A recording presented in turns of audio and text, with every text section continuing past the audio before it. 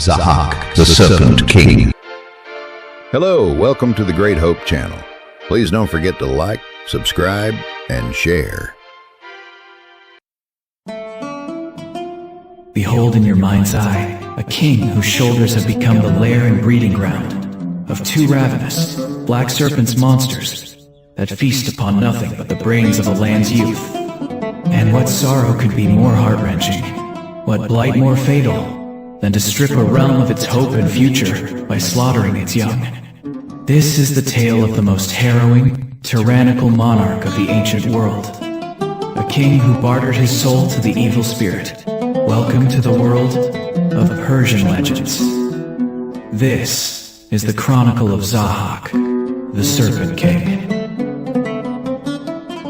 In the ages of old, before darkness cast its shadow upon the land of Iran, there ruled a king named Murdus in the valley of the spear-wielding horsemen. Murdus was a venerable, just, and God-fearing monarch who possessed thousands of cattle and sheep, freely bestowing their milk upon the needy.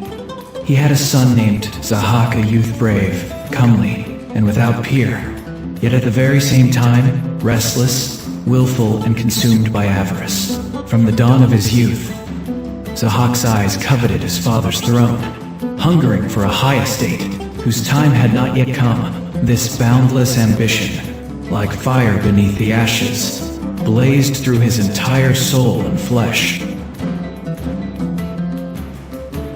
And Iblis, whoever stalks restless souls hungering for sovereignty, caught the scent of Zahak's boundless avarice. Without delay he hastened to his side, disguising himself in the likeness of a wise, eloquent, and elegant elder. He drew close to Zahak and gradually climbed the steps of his royal court.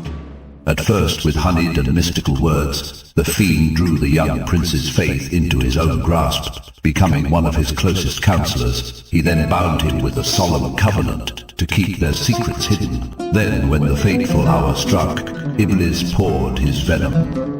Whenever he deemed it ripe, in season and out of season, he would whisper into Zahak's ear, "Why should the withered Murdus rest upon the seat of power while you languish in his shadow? If you brush him aside, the throne of the earthly realm shall be yours, and the whole world will bow to your command." At first, Zahak trembled at the mere thought of patricide, but the relentless malice and demonic sorcery of Iblis ultimately wrought their work. The young prince surrendered to his own fiendish spirit and slaughtered all shame and reverence within his heart. The pious Murdus was a devoted worshipper and kept a time-honored ritual.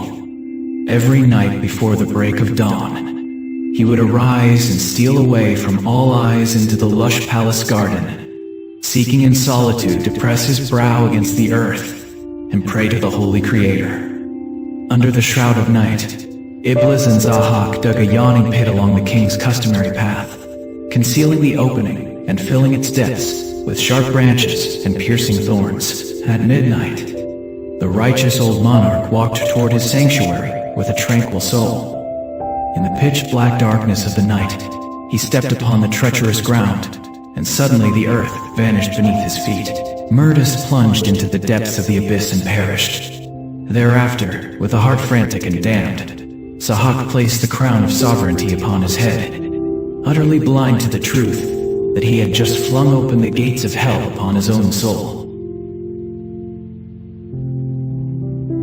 Zahak claimed the kingship, yet the sweet taste of his crown and throne was tainted with the blood of his sire. Iblis altered his guise once more, appearing in the likeness of a youth shrewd and incomparably skilled in the craft of the royal kitchen. Until that epoch, the sustenance of mankind was drawn solely from the herbs and fruits of the earth. The fiend brought a new and dark sorcery. He began slaughtering beasts and fowls, conjuring dishes of matchless and intoxicating flavors. On the first day, he prepared a meal from the yolks of eggs, on the second, from the flesh of wild birds, and on the third, he bound the king's senses with rich stews of lamb and beef.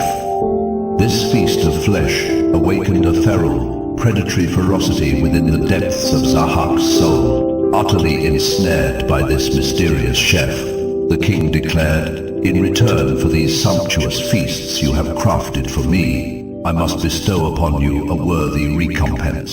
Speak and name whatever your heart desires." The subtle fiend bowed low, casting a sly, sideways glance at the king's countenance, and said, "O monarch of the earthly realm, I crave neither wealth nor throne. My singular longing is that you grant me leave to press my lips upon your royal shoulders." The willful Zahak yielded to the request and bared his flesh. Iblis stepped forward and implanted a kiss dead center upon both of the king's shoulders. In an instant, the heavens grew dark, the stench of brimstone filled the court, and the fiend vanished into a cloud of black smoke. Yet none could yet perceive that the true horror had only just awakened. From the very imprints of those foul kisses, two black, wrathful, and monstrous serpents erupted. Driven to sheer madness by terror and dread, Zahak drew his blade and hacked them down to the root. Yet, without a moment's respite, those dragon-like beasts sprouted anew from his shoulders, like branches in spring, growing back with unbelievable swiftness, while uttering a piercing, harrowing wail. Physicians and sorcerers gathered from every corner of the earthly realm, yet no incantation or remedy brought any relief. The serpents knew no rest. With their relentless venom and writhing agony, they drove the king to the very brink of madness. In the midst of this despair, an old man arrived at the royal court once more, claiming the mantle of a physician and professing to hold the cure for the monarch's affliction.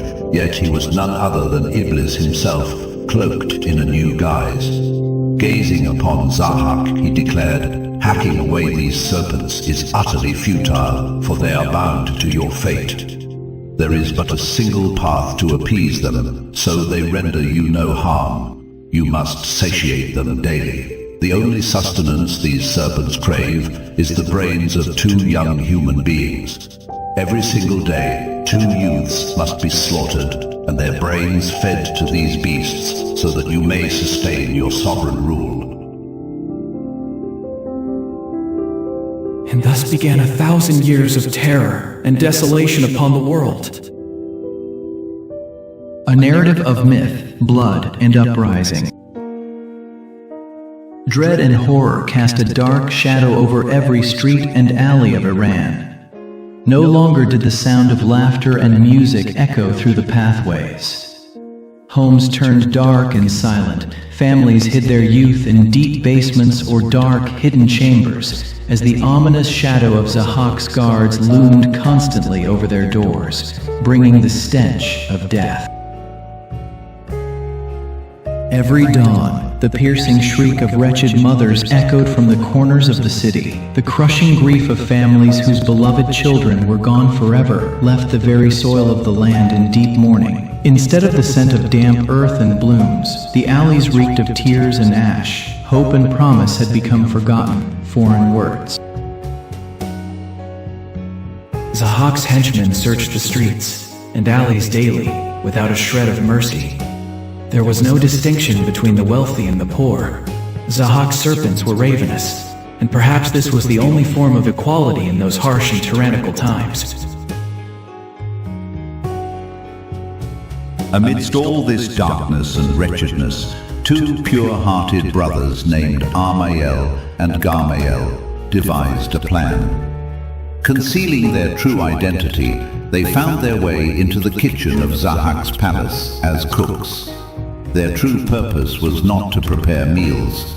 They sought to infiltrate the very heart of darkness, to do something extraordinary for the salvation of their homeland's youth. Each day, as two youths were brought to that slaughterhouse, Armael and Gamael would hide one of them in the secret recesses of the kitchen. Sometimes, one youth would sacrifice himself to grant freedom to the other, and at other times, the ancient wheel of fortune made the fateful choice. Afterward, under the cover of the pitch-black night, they smuggled the surviving youth away to the distant mountains. The youths who fled to the mountains found refuge within the hearts of stubborn cliffs and dark caves. Far from the eyes of Zahak's agents and henchmen, they began a new life in isolation. Thus it is said that the lineage of today's Kurds descends from those very free-spirited, pure-hearted youths who escaped that hellish slaughterhouse with their lives. Yet the mill of tyranny kept turning until the henchman once again knocked on the workshop door of Kaveh the Blacksmith. Kaveh, a man forged of iron and hammers, had lost his children one by one to this hellish lottery. 17 of his sons became a sacrifice to Zahak's serpents, and now only a single son remained to him, the final hope of a grief-stricken old man. Finally, the day arrived when Zahak's henchmen came to drag away Kaveh's last remaining son. This time, the grief of a father fused with the iron fury of the blacksmith. Centuries of a nation's accumulated agony swelled in Kaveh's chest, and his cup of patience overflowed. The time had come at last for his shattering hammer to strike down upon the peak of the palace of tyranny. Just in those days when the people's fury was beginning to take shape, on a fateful night, Zahak saw a terrifying nightmare in his chambers. 3 warriors appeared, and the youngest struck his head like a bolt of lightning, with an ox-headed mace, binding him like a tyrannical demon. Zahak awoke, springing up with a shriek filled with turmoil and dread. He knew his end was nigh. The beginning of the growth of the buds of hope and the trembling of the foundations of the palace of oppression and rage. The end of Zahak's era, the beginning of the era of enlightenment. Terrified and trembling from that ominous nightly nightmare, the Serpent King ordered all seers, priests and sorcerers from the 4 corners of the earth to be summoned to his court before sunrise. Once the great hall of the palace was filled with their presence, the shaking king, with a trembling body and faltering voice, revealed the secret of his dream and demanded a cure from those practitioners of the dark arts. Amidst the terrified and heavy silence of the priests, one finally took courage, broke the silence, and said, "O king, a child named Fereydoun will be born, destined to scatter your throne and crown to the wind. He will overthrow you from your seat of power with an ox-headed mace, for you shall slaughter Barmayet, the sacred cow that nurses him." Upon hearing this prophecy, the shadow of dread consumed Zahak's heart tenfold. In a fit of panicked fury, he ordered every newborn boy in the land to be tracked down and put to the sword. The Serpent King's henchmen ransacked every corner of Persia to find Fereydoun. They discovered Barmayet and ruthlessly slaughtered the gentle, sacred cow. But the infant Fereydoun was secretly whisked away, finding refuge deep within the icy cliffs of the Alborz mountain. During those days, seeking to cleanse his infamous name, Zahak gathered the nobles and elders of the realm to sign a scroll certifying that he was a just and righteous king. In the midst of this, the roaring voice of Kaveh the Blacksmith suddenly shook the tyrant's court. Wearing his rugged work attire and gripping a heavy blacksmith hammer, he boldly entered, crying out that his last remaining son had been enslaved to feed the monstrous serpents. To deceive the masses, Zahak ordered the release of Kaveh's son and demanded the blacksmith sign the deceptive scroll of the king's justice. Filled with righteous fury, Kaveh tore the document apart, trampled it underfoot, and stormed out of the palace of tyranny with his son. In the roar of the crowded marketplace, he lifted his worn, ash-stained leather blacksmith apron upon a long spear. From that moment on, this humble leather became the Kaviani banner, Persia's first flag of freedom. An army of the oppressed, brave warriors, and free-spirited youths of the mountains gathered around Kaveh. Raising their voices, they marched toward the Alborz mountains to find the young Fereydoun, who had now reached the age of combat and maturity. Upon seeing the Kaviani banner and the collective fury of the people, Fereydoun Kaveh's worn leather with Roman brocade, fine silk and royal jewels, officially accepting the leadership of this great uprising of the oppressed. Before the battle commenced, Fereydoun commanded Kaveh the Blacksmith to forge a unique and unparalleled weapon of war. Kaveh and his fellow blacksmiths blew into the roaring furnaces, and beneath the heavy strikes of hammers upon molten red iron, they shaped a massive mace in the form of an ox's head, a magnificent weapon in memory of the sacred cow Barmaye, designed to crush the skull of tyranny. The divine glory aligned with Fereydoun. The grand army of freedom, led by the young prince under the billowing Kaviani banner, stormed Zahak's magnificent yet dark palace in Jerusalem.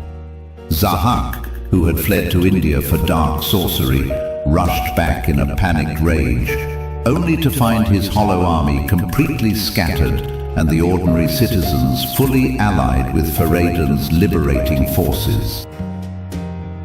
Fereydoun brought the Serpent King to Mount Damavand as punishment for his tyranny, chaining him to a dark, heavy cliff inside a deep cavern. There, the twin serpents on his shoulders, which for years had devoured the brains of Persia's youth and freeborn souls, were left to feed on Zahak's own brain for eternity. With the Serpent King bound, the terrifying shadow of oppression vanished, and once again, light triumphed over darkness, ushering in the age of illumination. However, the story of Zahak Mardush is a legend that the great Ferdowsi wrote beautifully, but the tumultuous history of the land of Iran has seen many Zahaks, Kavehs and Fereydouns, and it has always reached light and illumination from the heart of darkness with the help of the wisdom and intelligence of its people, especially its youth.